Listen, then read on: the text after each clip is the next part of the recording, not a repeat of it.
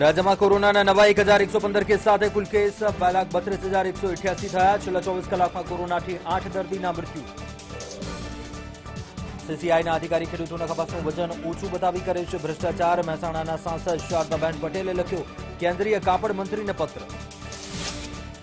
રાજ્યના 4 મહાનગરોમાં હાલમાં રાત્રિ કર્ફ્યુ નહીં હટાવાય. સુરતમાં ગૃહ રાજ્યમંત્રીનું નિવેદન, કહ્યું કોઈપણ સંજોગોમાં કર્ફ્યુ યથાવત રહેશે. પાક સંગ્રહ માટે સ્ટ્રક્ચર બનાવવા ખેડૂતોને 30% સહાય આપશે સરકાર. 15,000નો પ્રથમ હપ્તો પ્લિન્થ લેવલના બાંધકામ ઉપર મળશે. દિલ્હી વિધાનસભામાં કેજરીવાલે કૃષિ કાયદાની કોપી ફાડી, કહ્યું અંગ્રેજોથી ખરાબ ન બને સરકાર.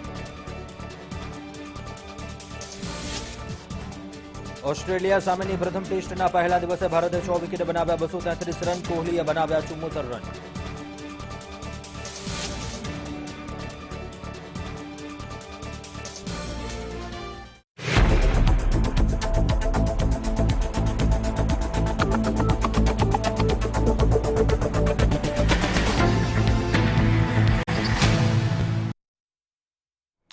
નમસ્કાર, 8 ટકોર બુલેટિનની સાથે હું કુંજ આપનું સ્વાગત કરું છું. નજર કરીશું સમાચાર ઉપર. ડિસેમ્બર જાન્યુઆરીનો સમય ભારતીય સેના માટે બેવડા પડકારનો સમય છે. એક તરફ સરહદ પર લોહીથી જ નાખવી ઠંડીમાં દિવસ રાત રક્ષા કરવાની હોય છે અને બીજી તરફ લોહી વહાવવા અધેરા બનેલા ઘૂસણખોરો પણ આ જ સિઝનમાં આતંક મચાવે છે.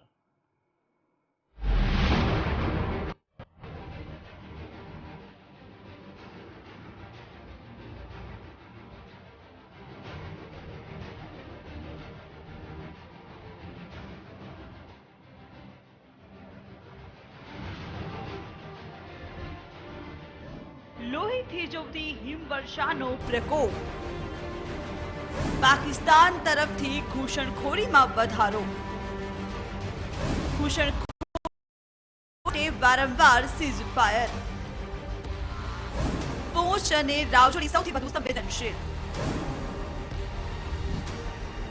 જેવી શિયાળાની ઠંડીનો પારો 0 કે માઇનસ તરફ જવા લાગે છે કે સાથે જ સરહદ પર ભારતીય સેનાઓને બેવડો પડકાર ઝીલવો પડે છે. એક તરફ તાપમાનમાં સતત ઘટાડો, હિમવર્ષા, વિષમ વાતાવરણ, બીજી તરફ પરિસ્થિતિનો લાભ ઉઠાવીને ઘૂસણખોરી કરવા સક્રિય થતો દુશ્મન પાડોશી દેશ. પાકિસ્તાન ઘૂસણખોરી કરવા માટે સીઝ ફાયર ઉલ્લંઘનનો સહારો લે છે. પાકિસ્તાન તરફથી ગોળીબાર થાય એટલે વળતો જવાબ આપવામાં ભારતીય સેના વ્યસ્ત થાય. આ દરમિયાન બીજી બાજુથી પાકિસ્તાન પોતાના આતંકીઓને ભારતમાં ઘુસાડે. એમાંય ચાલુ વર્ષે સીઝ ફાયર ઉલ્લંઘનમાં પાકિસ્તાનને પાછલા 17 વર્ષનો રેકોર્ડ તોડી નાખ્યો છે. આ વર્ષે પાકિસ્તાને 4,100 વાર સીઝ ફાયરનું ઉલ્લંઘન કર્યું છે. પાકિસ્તાન સાથે 3323 કિલોમીટર લાંબી સરહદ, 221 કિલોમીટરે છે આંતરરાષ્ટ્રીય સરહદ, 740 કિલોમીટર લાંબી છે એલઓસી. ભૌગોલિક રીતે એલઓસી અત્યંત વિષમ. પાકિસ્તાન સાથે લાઇન ઓફ કંટ્રોલ અત્યંત વિષમ ભૌગોલિક પરિસ્થિતિમાં છે. તેવામાં સમગ્ર સરહદે ચાંપતી નજર રાખવી ખૂબ જ મુશ્કેલ બની જાય છે. પાકિસ્તાને હવે ડ્રોનથી હથિયારો ઘુસાડવાનું પણ શરૂ કર્યું છે. ભારતીય સેનાએ પણ હવે મલ્ટી લેયર સુરક્ષા ગોઠવી દીધી છે, જેમાં અનઆર્મ્ડ એરિયલ વ્હીકલ, સર્વેલન્સ અને ટાર્ગેટ ઇલેક્ટ્રોનિક્સ સિસ્ટમ તેમજ મોડર્ન હથિયારો અને અત્યાધુનિક ગેજેટ્સની મદદ લેવાનું શરૂ કર્યું છે. આ મલ્ટી લેયર સુરક્ષા ચક્રોને પાકિસ્તાન તરફથી આવતા આતંકીઓ ભેદી શકતા નથી અને સેનાના હાથે ઠાર મરાય છે. એટલે જ આ વર્ષે સેંકડો આતંકીઓને પણ સેનાએ પાર પાડ્યા છે. બ્યુરો રિપોર્ટ, મંતવ્ય ન્યૂઝ. અમેરિકાના એક થિંક ટેકે ચેતવણી આપી છે કે એશિયામાં ચીનની વધતી ભૂમિકાથી આ વિસ્તારમાં તણાવ વધી રહ્યો છે.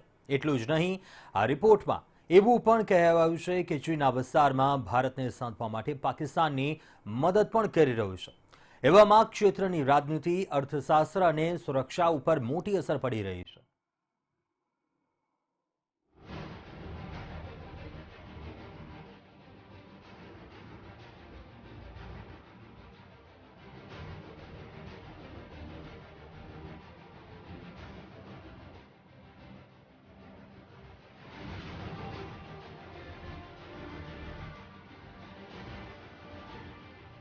ચીન પાકિસ્તાન મળીને રચી રહ્યું છે મોટું ષડયંત્ર. ભારત વિરુદ્ધ ઘડી રહ્યા છે રણનીતિ. હિમાલયથી લઈ હિન્દ મહાસાગર સુધી વધી રહ્યો છે તણાવ. રાજનીતિ, અર્થશાસ્ત્ર, સુરક્ષા પર પડી રહી છે તણાવની અસર. Think tank US institute of પીસે પ્રકાશિત કરેલા એક રિપોર્ટમાં કહ્યું કે ચીનની ભાગીદારીથી વિસ્તાર પર પડનાર અસરનો અભ્યાસ કરવો એક સફળ નીતિ બનાવવા અને અમેરિકાના હિતો તેમજ મૂલ્યોને આગળ વધારવા માટે મહત્વનું હશે. રિપોર્ટ એક દ્વિદલીય ગ્રુપ દ્વારા તૈયાર કરાયો છે, જેમાં વરિષ્ઠ નિષ્ણાંત, પૂર્વ નીતિ નિર્માતા અને રિટાયર્ડ ડિપ્લોમેટ્સ વગેરે સામેલ છે. Report China's influence on conflict dynamic in South Asia સ્ટેટ્સમાં કહ્યું છે કે આ વિસ્તારમાં ચીનની વધતી હાજરીથી દક્ષિણ એશિયામાં સ્થિતિ પહેલા જ બદલવાની શરૂઆત થઈ ગઈ છે. આ એક એવા વિસ્તાર તરીકે ઉભરી રહ્યું છે જ્યાં અમેરિકા, ચીન અને ક્ષેત્રીય હરીફ હિમાલયની ઊંચાઈથી લઈ હિન્દ મહાસાગરની ઊંડાઈ સુધી ફેલાયેલ છે. થિંક ટેન્કે રિપોર્ટમાં કહ્યું કે ભારત પાકિસ્તાન વિવાદમાં ચીને તટસ્થ વલણ અપનાવવાની જગ્યાએ મોટાભાગે પાકિસ્તાનનો જ સાથ આપ્યો છે, કારણ કે પાકિસ્તાનને સમર્થન આપવાની એશિયામાં ભારતની તાકાત ઓછી કરવામાં મદદ મળી છે. તેમણે કહ્યું કે ખાસ કરીને ગયા વર્ષે ચીને કાશ્મીરની બાબતમાં પાકિસ્તાન માટે પોતાનું સમર્થન બમણું કરી દીધું. રિપોર્ટના મતે ચીન ભારત સરહદને અડીને આવેલા વિસ્તાર આગળ પણ ચર્ચાનો વિષય બની રહેશે. ચીન અને ભારતના સંબંધ વધુ પ્રતિસ્પર્ધી થશે અને એશિયાની બે સૌથી મોટી શક્તિઓ આખા હિન્દ પ્રશાંત ક્ષેત્રમાં સહયોગ માટે સંઘર્ષ કરશે. એ જાણવા પણ મળ્યું છે કે અમેરિકા અને ચીન બંને દક્ષિણ એશિયાને મહત્વપૂર્ણ માને છે, જો કે આ વિસ્તાર બંનેની ટોચની ભૂ રાજકીય પ્રાથમિકતા નથી. બ્યુરો રિપોર્ટ, મંતવ્ય ન્યૂઝ. સરકાર માને કે ન માને, પણ કૃષિ કાયદાના વિરોધમાં ચાલતા ખેડૂત આંદોલનને સરકારની ચિંતા જરૂર વધારી છે. પંજાબ અને હરિયાણાની માફક ગુજરાતમાં ખેડૂતો આંદોલનના માર્ગે ન વળે એટલે સરકારે આગોતરા પગલા તરીકે કિસાન સંમેલનો યોજવાના શરૂ કરી દીધા છે.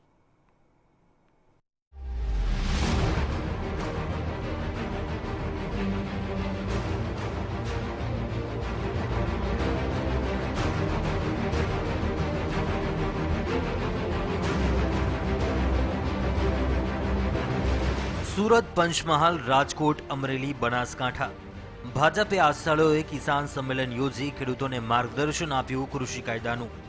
સ્થાનિક સ્વરાજ્યની ચૂંટણી પહેલા ગુજરાતના ખેડૂતોને કૃષિ કાયદા વિશે જાણકારી આપવાના ઉદ્દેશથી આ સંમેલન યોજાયા. ભાજપને ચિંતા છે કે ન કરે નારાયણ અને કાલ ઉઠીને ગુજરાતના ખેડૂતો પણ કૃષિ કાયદા સામે અવાજ ઉઠાવે તો તેનું સીધું નુકસાન સ્થાનિક સ્વરાજ્યની ચૂંટણીમાં જાય. એવું તારણ નથી લાવતા કે ભાઈ 3 બિલમાંથી કોઈ પણ એક બિલ, અને એ બિલને કારણે અમને ખેડૂતોને આ નુકસાન થાય છે, જે સરકારે એનો રસ્તો કાઢવો જોઈએ. માંગણીઓ એ પ્રકારની ચાલી રહી છે કે આ બિલ વાપસ લો, અને એ પણ એવી ટૂંક ભાષામાં યસ ઓર નો. એટલે મને લાગે છે કે આ આંદોલન એ 100% સરકાર વિરોધી છે, પણ ખેડૂતોના હિત માટેનું નથી. હવે સવાલ એ છે કે ભાજપે કિસાન સંમેલન કેમ યોજવા પડ્યા? વાસ્તવમાં અત્યારે ખેડૂત આંદોલન ઉગ્ર બનતું જઈ રહ્યું છે. ખેડૂતોમાં કૃષિ સંબંધિત 3 કાયદાને લઈ નારાજગી. હા, ગુજરાતના ખેડૂતો હજુ વિરોધમાં નથી, પણ પાણી પહેલા પાળ બાંધવા એટલે કે ગુજરાતમાં સ્થિતિ ન વણસે એટલે આ સંમેલનો યોજવામાં આવ્યા. આ સંમેલનો થકી ખેડૂતોને કૃષિ કાયદાથી થનારા ફાયદાનું માર્ગદર્શન આપવામાં આવે છે કે જેથી ખેડૂતો આગળ જઈને આ કાયદાના વિરોધમાં ન ઉતરે. આવી નવી નવી અનેક યોજના માધ્યમથી આ દેશના ખેડૂતો હોય, પશુપાલન હોય કે શ્રમિક વર્ગ હોય, આ તમામને ઉપયોગી થવા માટે જ્યારે પ્રયત્ન થઈ રહ્યા ત્યારે આ બિલનો જ્યારે ખોટો વિરોધ કર્યો ત્યારે સાચી સમજણ આપવા માટે આજના કાર્યક્રમનો મુખ્ય હેતુ છે. આંદોલનકારી ખેડૂતો માનવા તૈયાર નથી અને કેન્દ્ર સરકારનો શ્વાસ રૂંધાઈ રહ્યો છે.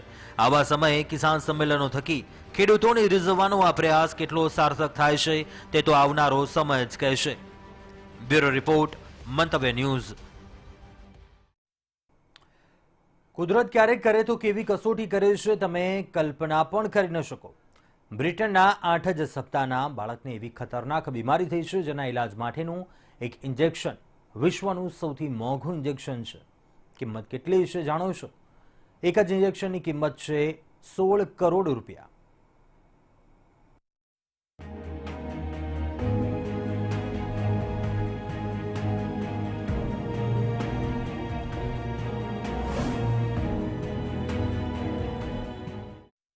બ્રિટનના 8 સપ્તાહના બાળક પર આફત. ખતરનાક સ્પાઇનલ મસ્ક્યુલર એટ્રોફીની બીમારી.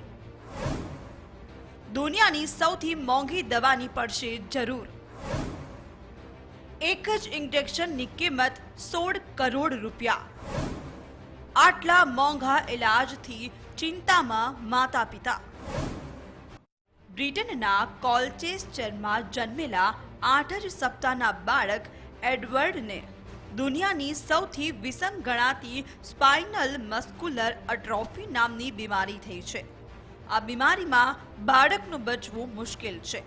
આ બીમારીમાં છાતીના સ્નાયુ નબળા પડી જવાને કારણે શ્વાસ લેવામાં સમસ્યા થાય છે. આગળ જતા સમસ્યા વધવાથી દર્દીનું મોત થઈ જાય છે. જો કે 3 વર્ષ પહેલા જ આ બીમારીનો ઇલાજ શોધી લેવાયો છે, પણ કિંમત સાંભળીને ભલભલા સદ્ધર વ્યક્તિને પણ ચક્કર આવી જાય. ડોલ્ગેનેસમાં નામથી ઓળખાતું એક જ ઇન્જેક્શન આ માટે આપવું પડે છે. આ ઇન્જેક્શનની કિંમત છે રોકડા 16 કરોડ રૂપિયા. બ્રિટનમાં તો આ ઇન્જેક્શન ઉપલબ્ધ પણ નથી. તેને અમેરિકા, જાપાન કે જર્મનીથી મંગાવવું પડે છે. દુનિયાના સૌથી મોંઘા ઇલાજ તરીકે ઓળખાતા ડોલ્ગેનેસમાં ઇન્જેક્શનનો એક જ ડોઝ આ બીમારીમાં અગાઉ ઘણા બાળકોને તારી ચૂક્યો છે. આ ઇન્જેક્શન બાદ ગ્લિબેરા થેરાપી બીજા નંબરનો મોંઘો ઇલાજ છે, જેની કિંમત 7.3 કરોડ રૂપિયા છે. જ્યારે ત્રીજા ક્રમે છે લક્સટ્રુના ઇન્જેક્શન, જેની કિંમત છે 6 કરોડ રૂપિયા. એડવર્ડના માતા પિતા કંઈ પણ કરી છૂટવા તૈયાર. જ્હોન અને મેગને ચાલુ કર્યું ક્રાઉડ ફંડિંગ. ક્રાઉડ ફંડિંગ નાણાં એકઠા કરવાની પદ્ધતિ. પબ્લિકને મદદ કરવા જાહેર અપીલ કરાય છે. અત્યાર સુધીમાં 1 કરોડ રૂપિયા થયા એકઠા. એડવર્ડના માતા પિતા જ્હોન અને મેગન તેને બચાવવા માટે કંઈ પણ કરી છૂટવા તૈયાર છે. આ માટે ઇન્ટરનેટ પર નાણાં એકઠા કરવા માટે લોકોને કરવામાં આવતી અપીલ કે જેને ક્રાઉડ ફંડિંગ કહેવામાં આવે છે, તે પણ તેઓ કરી રહ્યા છે. સદનસીબે તેણે 1 કરોડની રકમ એકઠી પણ કરી લીધી છે. જો કે મંજિલ હજી ઘણી દૂર છે. 16 કરોડ એકઠા કરવામાં જે સમય લાગશે ત્યાં સુધી એડવર્ડને છીંક ઝીલવી પડશે. એકઠા થશે કે કેમ તે પણ એક સવાલ છે કે રકમ ખૂબ મોટી છે. જોઈએ બ્રિટનનો એડવર્ડ ભાગ્યનો બળિયો સાબિત થાય છે કે નહીં. Best of luck Edward. Bureau report, મંતવ્ય ન્યૂઝ. આપણા દેશમાં એક સમય હતો કે ઈંધણ એ સળગતો મુદ્દો બની જતો જો તેના ભાવ ભડભડ સળગવા લાગે. જો કે છેલ્લા કેટલાક સમયથી ઈંધણ સહિતની ઘણી બધી બાબતો પર આમ જનતાનું ધ્યાન છે જ નહીં, અથવા તો ધ્યાન ભટકાવવામાં આવી રહ્યું છે. એ જ કારણ છે કે 90ની સપાટીની લગોલગ પહોંચી ગયેલા પેટ્રોલ ડીઝલ પર બધા જ શાંત છે.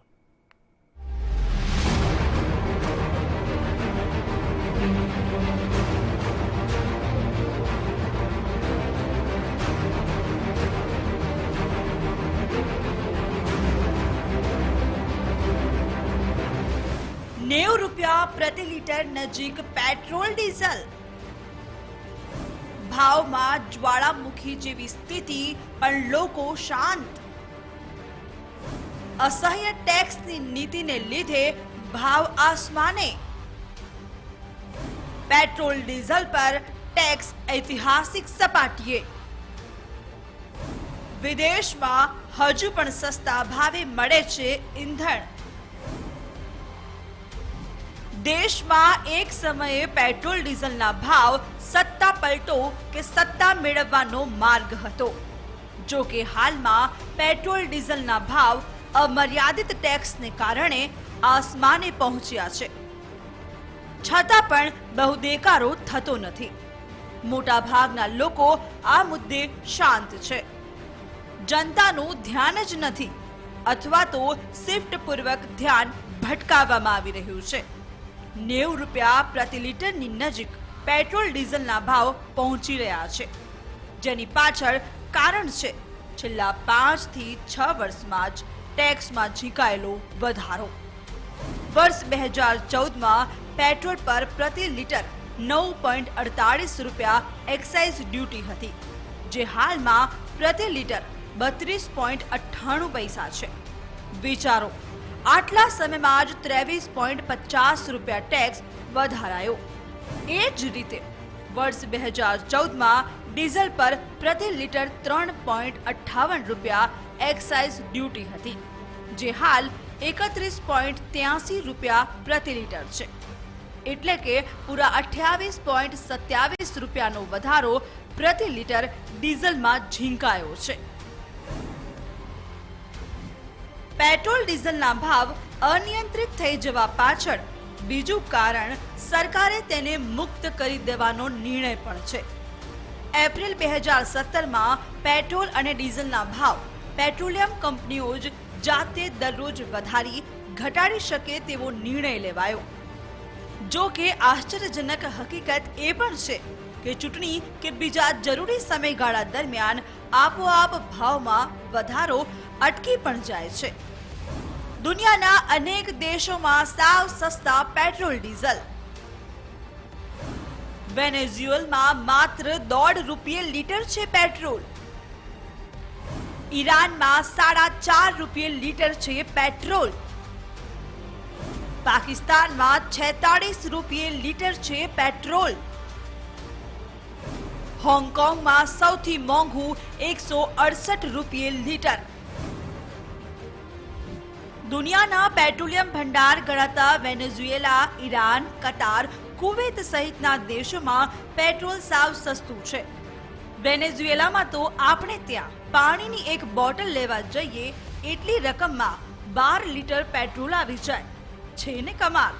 અરે હદ તો ત્યાં થાય છે કે આર્થિક રીતે સાવ પાયમાલ થઈ ગયેલા પાડોશી દેશ પાકિસ્તાનમાં પેટ્રોલ માત્ર 46 રૂપિયે લીટર મળે છે, પણ આપણે ત્યાં કોઈ બ્રેક જ નથી। ચિંતાની મોટી વાત એ છે કે પેટ્રોલ ડીઝલની બેકાબૂ કિંમતથી પાર્શ્વદર્શી અસર અનેક ચીજ વસ્તુઓને કાયમી મોંઘી બનાવી દે છે। ઈંધણ પર લગામ લગાવવામાં નહીં આવે તો બહુ જલ્દી પેટ્રોલ અને ડીઝલ આપણા દેશમાં 3 આંકડામાં લીટર મળતું હશે। બ્યુરો રિપોર્ટ, મંતવ્ય ન્યૂઝ। છેલ્લા કેટલાક દિવસથી રાજ્યમાં ધુમ્મસભર્યું વાતાવરણ જોવા મળ્યું છે, તો કેટલીક જગ્યાએ વરસાદ પણ પડ્યો। ત્યારે આ કમોસમી વરસાદને કારણે વલસાડ જિલ્લાના ખેડૂતોની હાલત કફોડી બની ગઈ છે।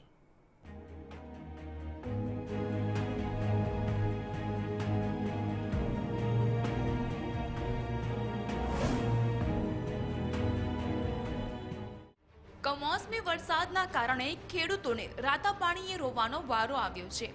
વાત છે વલસાડ જિલ્લાની। જિલ્લામાં માવઠાના કારણે કમોસમી વરસાદ પડ્યો। છેલ્લા 3 દિવસમાં 3 ઇંચ વરસાદ પડતા ખેડૂતોને શિયાળુ પાકમાં પણ રોવાનો વારો આવ્યો છે। ઊભા શાકભાજીના પાક પણ ખરાબ થઈ ગયા છે। ખાસ કરીને ટામેટા અને મરચાના પાકમાં ખેડૂતોને નુકસાન ગયું છે।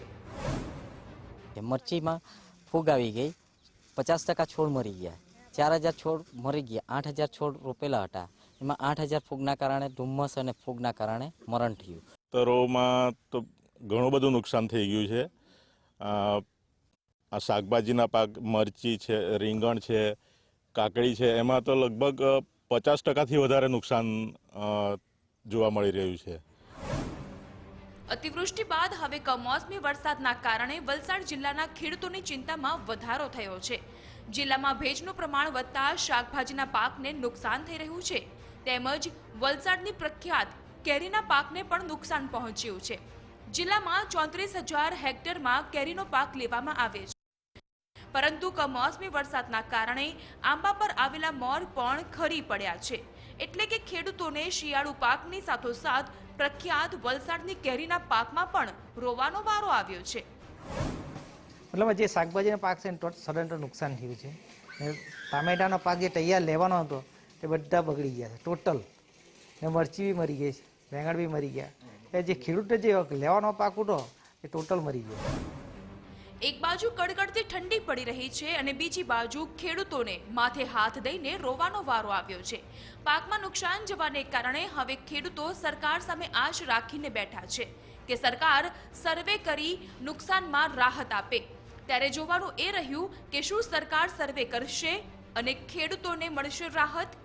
ઉમેશ પટેલ, મંતવ્ય ન્યૂઝ, વલસાડ. પરિસ્થિતિ સામે હિંમત ન હારે તેને જ સફળતા મળે છે. કંઈક આ જ વાતને સાર્થક કરી છે અમદાવાદના એક યુવાને. ઉચ્ચ અભ્યાસ છતાં નોકરી ન મળતા નસીબાસ થવાને બદલે આ યુવાને એક એવો વ્યવસાય શરૂ કર્યો કે જે આમ તો મામૂલી લાગે, પરંતુ સફળતા મળી તો સૌ કોઈ ચોંકી ગયા.